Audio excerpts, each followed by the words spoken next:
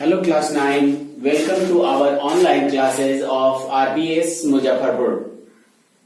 In previous class, we have studied about the another type of complex permanent tissue, that is xylem, and the xylem was responsible for the conduction of water.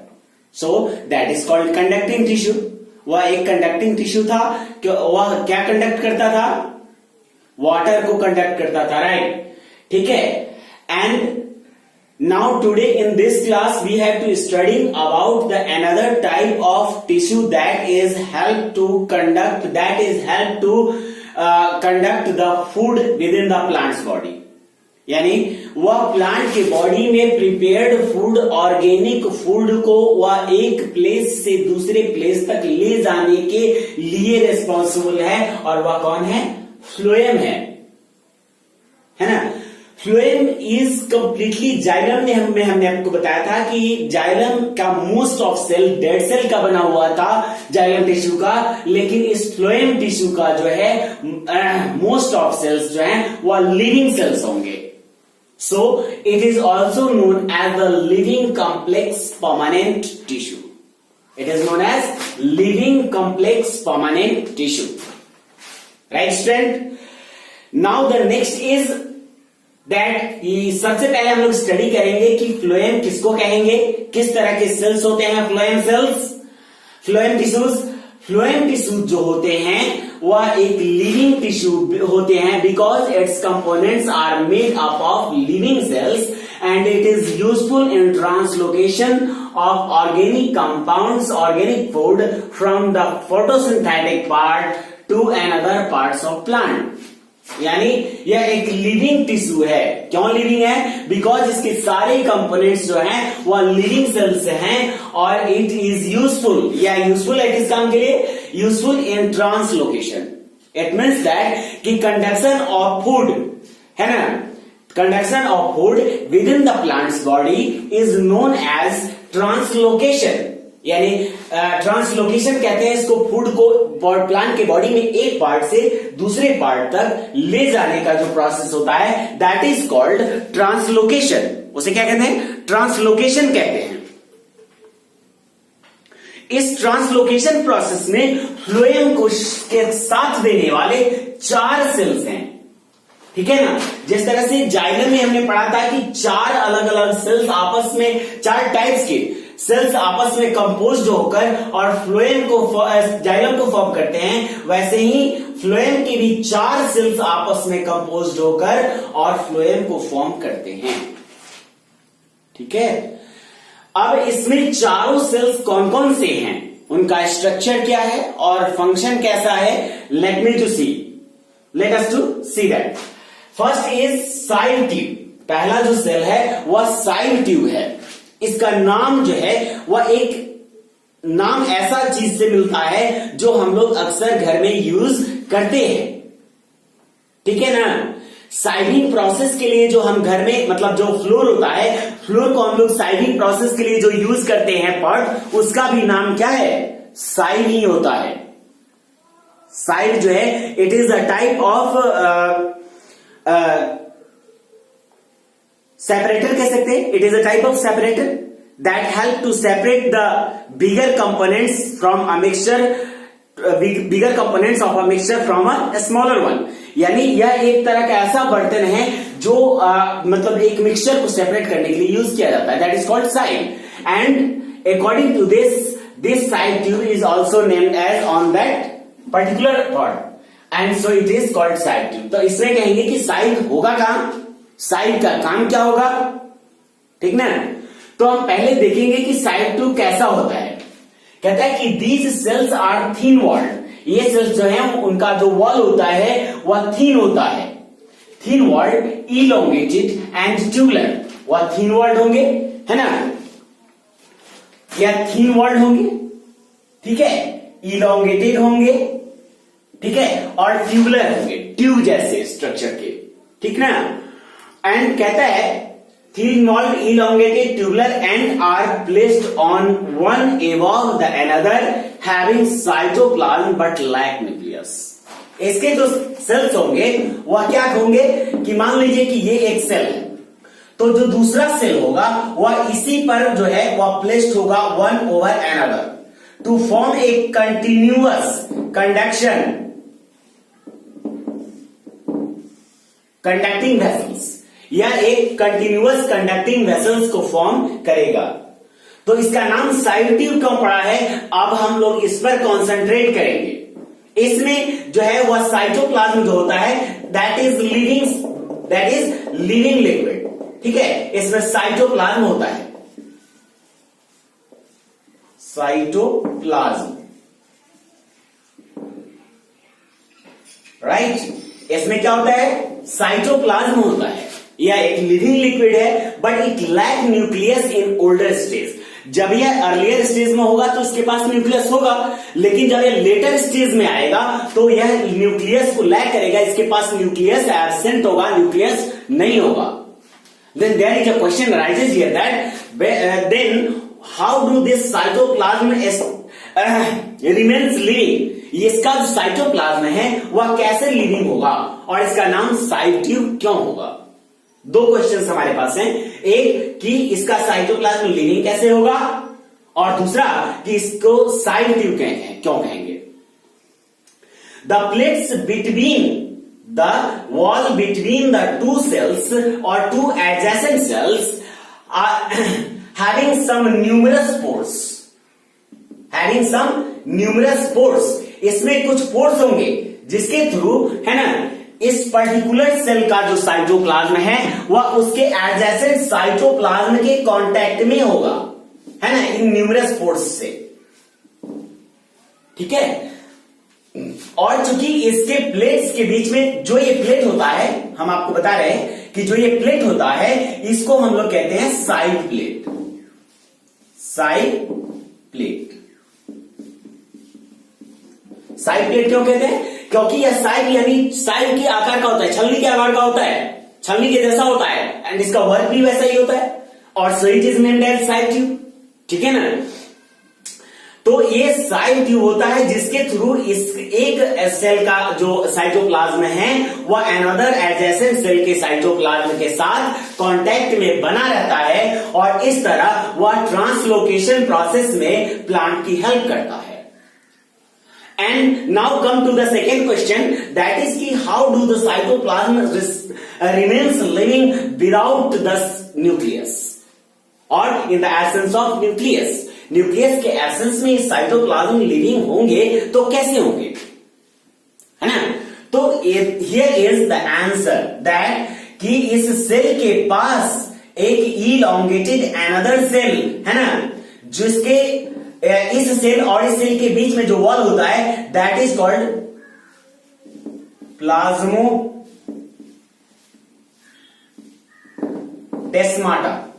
Plasmodesmata, ठीक है। ये cell और ये cell के बीच में एक plasmodesmata होता है जिसके थ्रू यह सेल जो है वह इससे कनेक्टेड रहता है, और इस सेल का नाम है कंपेनियन सेल, कंपेनियन सेल।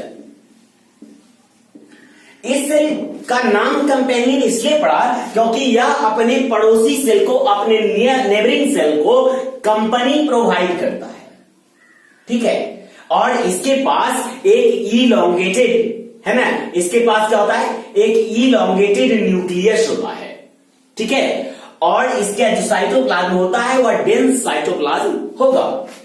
तो यह कंपेनियन सेल के प्रेजेंस के कारण इसका जो साइटोप्लाज्म होता है वह लिविंग होता है, और यही कंपेनियन सेल इसके साइटोप्लाज्म को लिविंग रहने में उसकी हेल्प करता है, ठीक है। और चूंकि यह कंपनी देता है, ठीक ना, जैसे हमारे फ्रेंड्स, हमारे नेबरिंग्स हमें कंपनी देते हैं, वैसे ही यह भी कंपनी देता है अपने नेबरिंग सेल को, और so it is named as companion cell.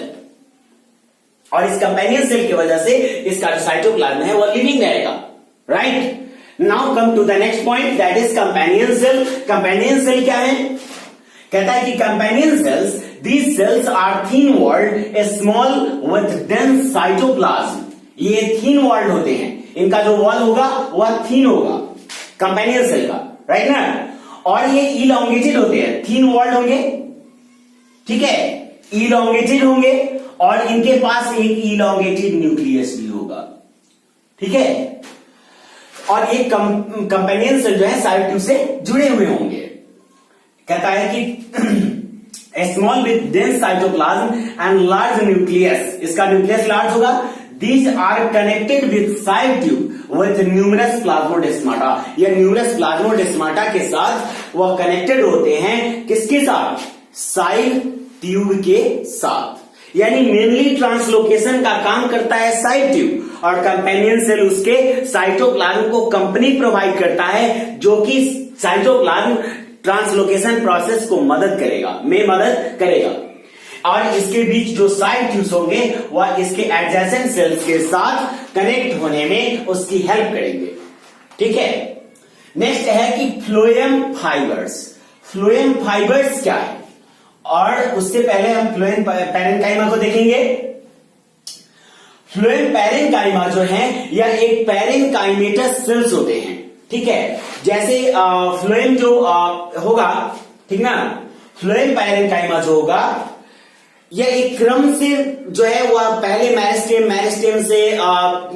जो है वह पेरेंट टिश्यू का आया था, तो मेरिस्टेम से जब यह परमानेंट शेप लेते हैं और जब यह फ्लोएम में चले आते हैं पैरेन्काइमेटस सेल्स, ठीक है ना, फ्लोएम पैरेन्काइमेटस सेल्स यदि फ्लोएम में पाए जाएंगे तो वह फ्लोएम पैरेन्काइमा कहलाएंगे।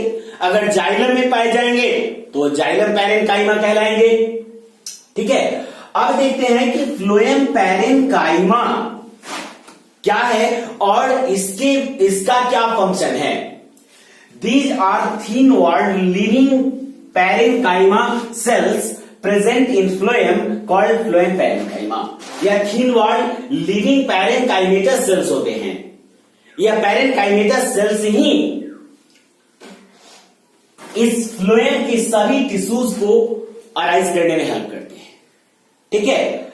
अब यहां पे एक और चीज जान लीजिए, ठीक है, कि जैसे इस कंपेनियन सेल की बात हुई है, ठीक ना, इस कंपेनियन सेल की बात हुई है, तो यह कंपेनियन सेल जो है फ्लोएम के अंदर पाया जाने वाला यह कंपेनियन सेल केवल आपको जिम्नोस्पर्म में पाया जाता है या एंजियोस्पर्म में नहीं पाया जाता है। ठीक उसी तरह से जिस तरह से कि हमने आपको जो है जाइलम वेसल्स के बारे में बताया था, ठीक है ना। यह किसमें पाया जाएगा, जिम्नोस्पर्म में। एंजियोस्पर्म में यह कंप्लीटली एब्सेंट होगा,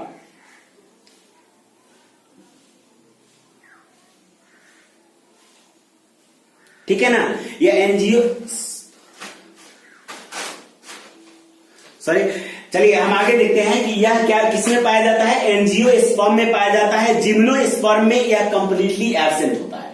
एंजियोस्पर्म में पाया जाएगा और जिम्नोस्पर्म में यह कंप्लीटली एब्सेंट होगा। अब देखेंगे कि यह एंजियोस्पर्म और जिम्नोस्पर्म किसको कहते हैं, यह आपको पढ़ना होता अगले चैप्टर में, ठीक है।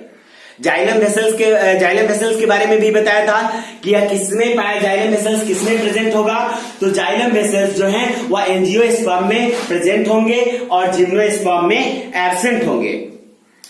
तो ये एंजियोस्पर्म और जिम्नोस्पर्म के बारे में जान लेते हैं, जो डाइवर्सिटी चैप्टर में हम लोग को पढ़ना था, ठीक है ना।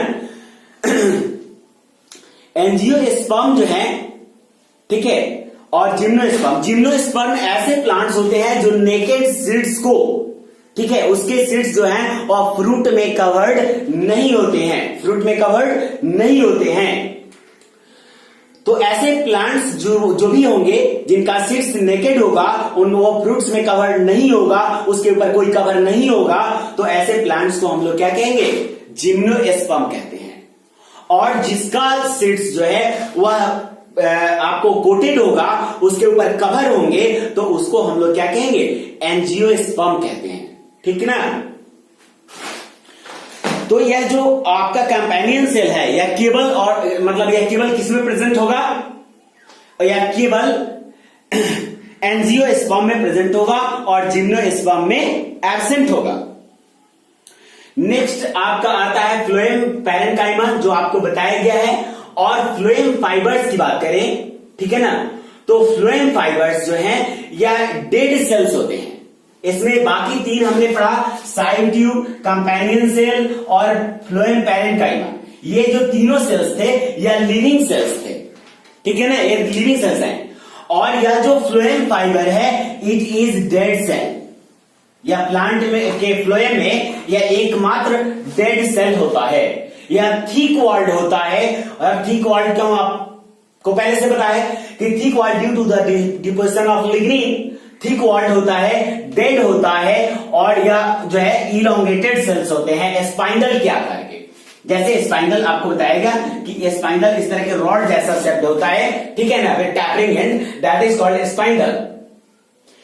और यह स्क्लेरेन काइनेटस फाइबर्स प्रेजेंट होते हैं। इसका जो है प्लांट में क्या फंक्शन है, तो यह केवल मैकेनिकल स्ट्रेंथ उसको प्रोवाइड करता है, जिससे इसको किसी तरह का एक्सटर्नल जो मतलब चोट वगैरह ना लगे, किसी तरह का उसको डिस्टर्बेंस ना हो अदर टिश्यूज के वर्क में। That's why it is present and it is a dead cell. Next है कि इसका फंक्शन हम लोग देखेंगे। इसका क्या देखेंगे, फंक्शन के बारे में हम लोग पढ़ेंगे। इसका पहला फंक्शन है, ठीक है, कि ट्रांसलोकेशन प्रोसेस में हेल्प करना। ट्रांसलोकेशन आप लोगों को पहले से बताया गया है कि फूड का जो है वह बॉडी के अंदर मूवमेंट, फूड के बॉडी के एक पार्ट से दूसरे पार्ट तक पहुंचाया जाना, यह उसका क्या कहलाता है, ट्रांसलोकेशन कहलाता है। तो जो ये फ्लोएम है it helps in the process of translocation, या फ्लोएम ट्रांसलोकेशन प्रोसेस में हेल्प करेगा। सेकेंड जो फंक्शन है, ठीक है ना, इसमें कहता है कि बास्ट फाइबर ऑफ फ्लोएम, है ना,